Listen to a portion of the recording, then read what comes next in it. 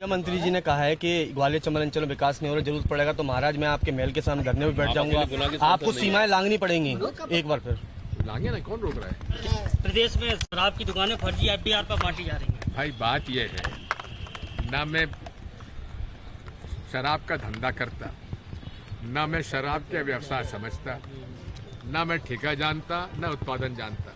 तो जो इसमें लगे हैं उनसे पूछो। चोट थी, 100 से ज्यादा घाव थे उस व्यक्ति पर। उस पर किसी प्रकार की आपत्तिजनक अगर टिप्पणी की जाती है तो गलत है।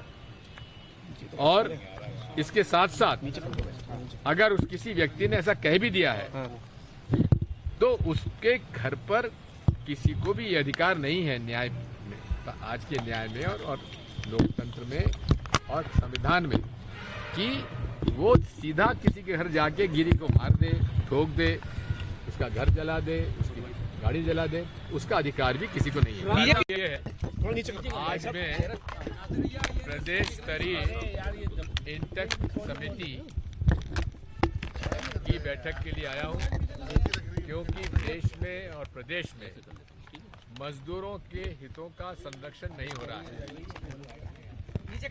गांव के महात्मा गांधी नरेगा का मजदूरों का पेमेंट नहीं हो रहा है, उनको काम नहीं मिल रहा है, पलायन हो रहा है और कोई सुनने वाला नहीं है। खुलेआम मजदूरों के जो कानून थे इन्होंने बदल दिए जी, और राष्ट्रीय मजदूर जो नीति होना चाहिए जी, जो कि जिनीवा इंटरनेशनल कन्वेंशन के अंतर्गत होना चाहिए जी, तो वो उसका पालन नहीं हो रहा है जी। 2015 के बाद से त्रिपक्षीय बैठक आज तक नहीं हुई है जी।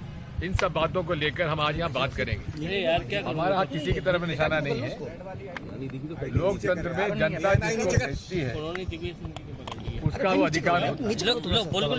और साथ में जी सिंधिया जी राज्यसभा में,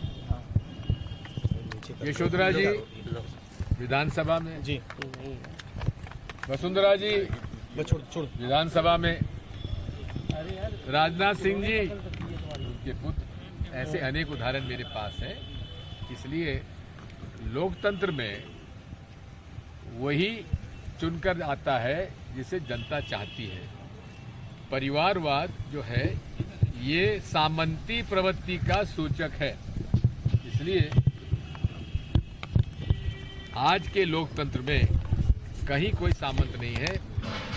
सामंत वो है जिसके पास वोट का हक है, यानी कि देश का हर नागरिक आज सामंत है। वक्फ बोर्ड जो संशोधित बिल लाया जा रहा है, हम उसके खिलाफ हैं, क्योंकि ये बुनियादी तौर पर भारतीय संविधान का जो प्रावधान है, माइनॉरिटीज का पूरा अधिकार है संरक्षण, उनके अधिकारों को छीनने का ये जो कुटिल प्रयास है इस देश में पिछले 11 साल में ये पूरी सरकार केवल हिंदू मुसलमान के अलावा दूसरा कोई काम नहीं कर रही। मध्य प्रदेश में बीजेपी ने बेरोजगारों को नया नाम दिया है, आकांक्षी युवा कहलाएंगे, ऐसा? हाँ, उनको रोजगार मत देना, उनको नए नए नाम दे देना। हालत ये है कि ना उनका रोजगार मिल रहा है, जो इम्तिहान हो जाता है उसका नतीजा नहीं आता। नर्सिंग घोटाला आपको मालूम है, आज तक उस पर कोई कार्रवाई नहीं हुई। भारतीय जनता पार्टी भावनाओं को भड़काकर राजनीति करती है, और ये कभी शहर का नाम बदल दो, कभी मोहल्ले का नाम बदल दो।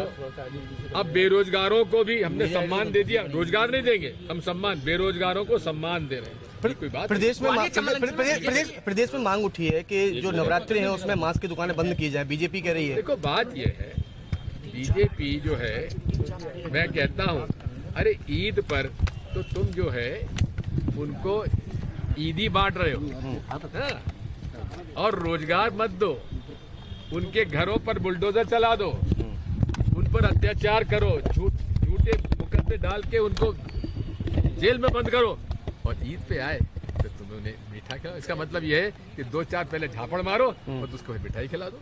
क्या इसमें ये न्याय है?